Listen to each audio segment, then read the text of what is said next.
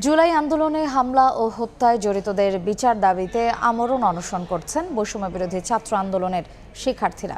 সকালে চট্টগ্রাম প্রেস ক্লাবের সামনে রাস্তা অবরোধ করে কর্মসূচি পালন করেন তারা। এ সময় নানা স্লোগান দেন তারা। পরে অনশন কর্মসূচি শুরু করেন শিক্ষার্থীরা। এর আগে ৮ দফা দাবিতে একই জায়গায় সকাল 11টা থেকে বিক্ষোভ সমাবেশ করে বৈষম্য বিরোধী ছাত্র আন্দোলন। জুলাই অভ্যুত্থানে গণহত্যায় জড়িতদের দ্রুত বিচার ও আওয়ামী লীগের রাজনীতি বন্ধ সহ নানা দাবি তুলে ধরেন শিক্ষার্থীরা।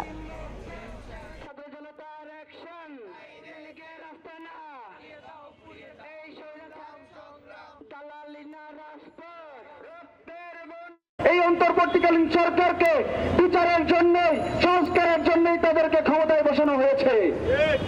আমরা এখন পর্যন্ত কোনো বিচার পাই নাই।